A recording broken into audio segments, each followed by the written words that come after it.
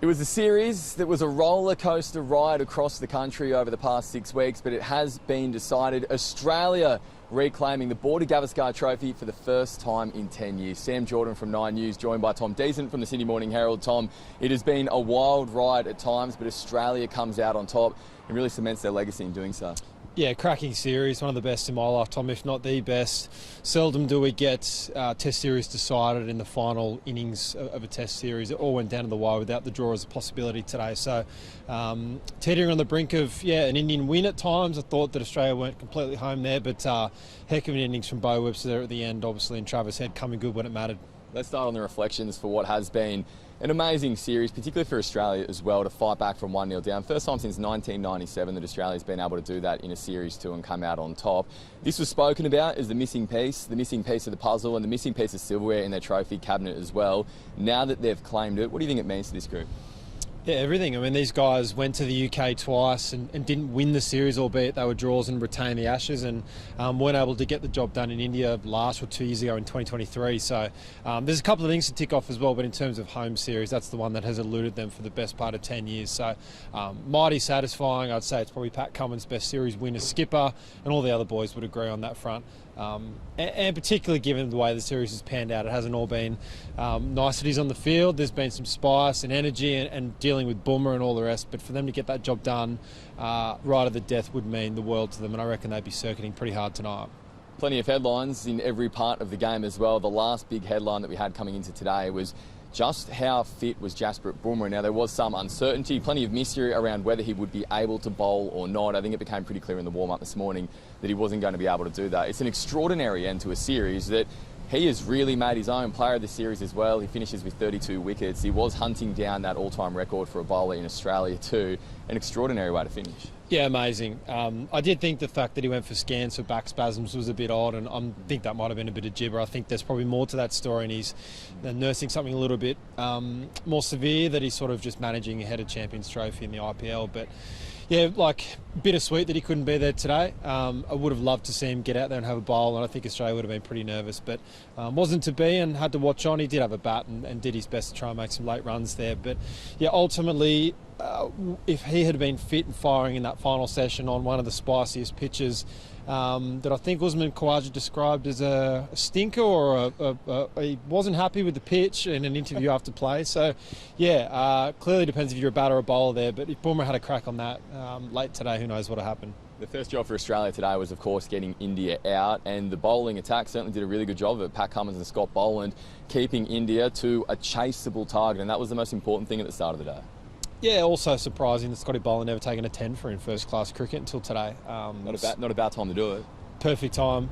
Just Mr. Reliable continues to do what he does, and yeah, like absolutely blessed are Australia that they can not play Josh Hazlewood for these tests, or a number of them, and Boland steps up to the plate. 4 for 16 this morning, critically important in terms of anything over 200 is sort of gets a bit tricky to do, but yeah, 13 teams have done it before Australia today, so I think they would have been relatively confident they could get it done, knowing that Scott Boland had done the job there. Apart from the winning moment itself, my favourite camera shot that we saw on broadcast today was Scott Boland walking off unwillingly to a standing ovation from the SCG crowd. Pat Cummins and Mitchell Starc pushing him forward along the way, big smiles on their faces. What a character, and what a cult icon in Australian cricket now as well. Totally. Yeah, and not getting any younger though. I mean, like, yeah, we talk about young fast bowlers coming through, but if you've got guys in their 30s still performing and doing the job, like none of those guys had a bad series at all. Starc played through pain to get the job done in Sydney and bowl quite well. Cummins, outstanding as normal, and Scotty Boland. And Josh Hazlewood taking 35 wickets, I think, at 13 this calendar year last year. So incredible resilience from those guys, and a four-pronged attack. With Nathan Lyon as well, who took 9 wickets for the series, and not at his devastating best, actually bowled fewer overs than pretty much any 4 or 5 test series he's been involved in. But ultimately, he'd be happy singing the team song or leading it rather than personal benefits. Absolutely. Rishabh Pant yesterday provided a bit of a blueprint on this pitch as well in terms of going after the game and taking it on before the pitch did take him down. It did have that approach for Australia's openers today. Sam Constant and Usman Khawaja very proactive when they begun that chase of 162. Yeah, the risk at sort of chases at that level is that you get bogged down and sort of let the bowlers dictate terms, and Australia clearly wanted to be very proactive with that. I don't know where Sam's head is at. He clearly feels a bit stuck in the middle there. Obviously, he wasn't ramping today, but he's trying to use his crease and hitting through the line and trying to slog a few balls. And yeah, like that's earned a lot of criticism, and he's become a very polarising young batsman already. Things were never going to get better than his 60 on debut and the extraordinary nature of that. But he's polarising at the moment, and the way he's playing his cricket, and did he need to play that kind of shot in that situation of the match? Look, the Australians have backed it, and Pat Cummins says they will continue to do that. But this is a guy who's got a very, very nice technique and a good temperament, and has made all his runs doing that. He's funny that he's just gone away from that in his first couple of tests. So young, learning, just won a couple of series back-to-back, so series test matches back-to-back as well, so he'll be stoked. But I do wonder what not the future for Sam Contest is, but really interested to see how his batting develops and what methods he tries to use for what conditions. Yeah, that's exactly right. And there were some interesting reflections after the game as well from India's coach, Gambier, after Andrew McDonald yesterday criticised India pretty openly for the way that they did give Sam that send-off yesterday afternoon. It feels like a lifetime ago. And it was quite an emphatic response from Gambier, saying that it's a tough game for tough men, and that approach, that complaint was soft, explosive.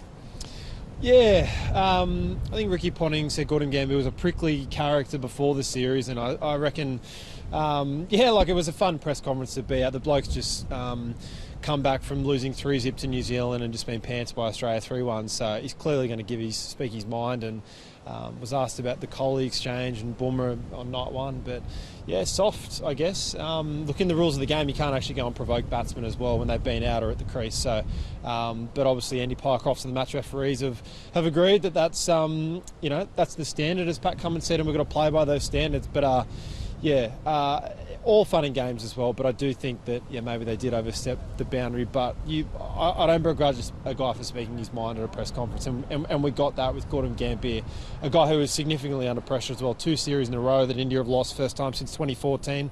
Doesn't happen a lot, and Indian fans, they don't like that. Yeah, exactly right. Look, let's go back to Australia's innings for now as well, because there was a moment where the Sydney crowd collectively sighed as one when Steve Smith was dismissed on 9,999 test runs. It almost didn't feel real for a second. What an extraordinary moment. Yeah, lots of coverage around the nervous 9990s, and now we've got a nervous 9999. Mahela J. Warner, the only bloke to get out on 9999. Smith survived a massive LB shout and was like, I've never seen him gesture to the umpire so much to sort of suggest it was outside off stump, which it was, and it wasn't out. But 2 runs later when he was on 4, he obviously perished, 1 short of 10,000. And written today that there was going to be a big presentation with Alan Border, Steve Waugh and Ricky Ponting on the ground for Steve if he got those one more run, and that had to be put in the back pocket, and I might do the same in Gaul, but I don't think those 3 guys will be there. I was going to say the same thing. Usman Khawaja, he made 41 runs, crucial and a very important return to form as well. But let's have a chat about Travis Head, together with Bo Webster, who rightfully has taken all the headlines and has been in the spotlight with not only hitting the winning runs and getting that celebration as well. We'll chat about Bo in a moment, but Travis Head needed to come good for Australia at that time after a couple of tough innings in his recent outings. Yeah, being a superstar throughout the series, and Melbourne missed out 1 run.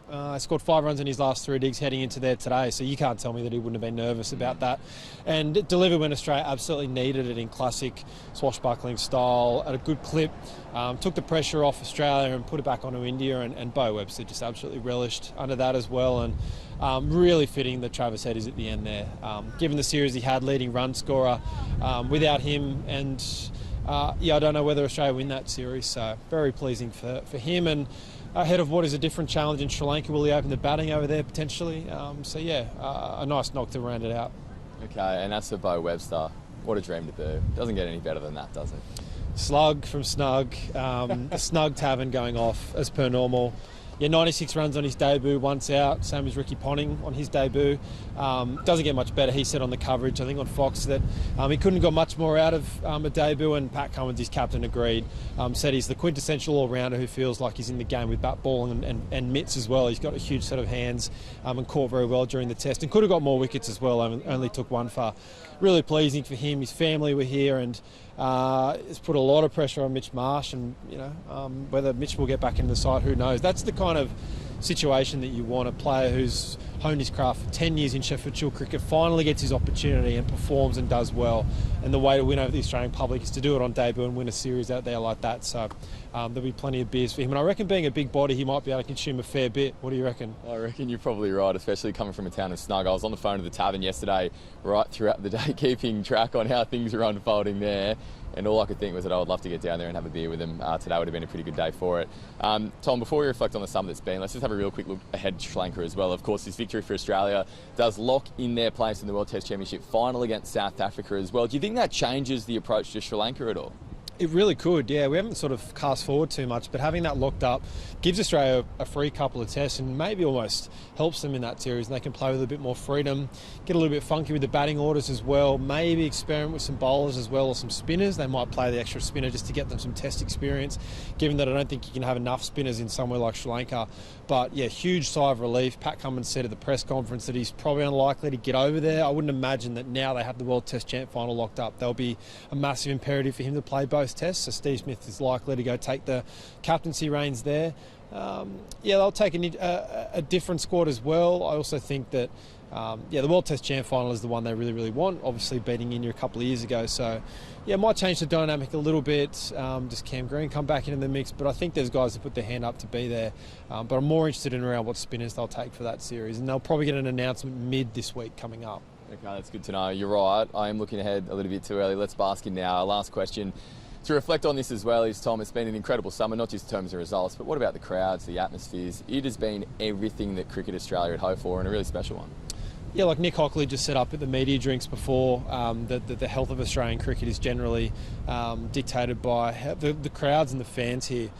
They've been tremendous. A lot of them have been Indians as well, but by the same token here, I think that they were well outnumbered by Australian fans who are clearly loving the game. And nice to see Sydney have a bit of a live test. It's been 84, I think this is the last time Australia won a live test at the SCG in a series, in a 5-test series. So the crowds have been absolutely magnificent. Our Indian friends have been great as well.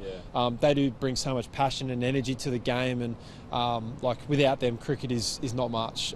We love having them here, and it's been fun. There's been some good battles on the field and off the field as well, but ultimately I think everyone can appreciate that series for what it was, because that was right up there. Extraordinary. Maybe your comment section will get left alone now as well on social media if there's something it takes. Tom, thanks so much for your time right throughout this series as well, and thank you so much for joining us and breaking down each day along the way too. It's been an honour to be here and an honour to watch this series unfold. Thanks again. We'll see you soon.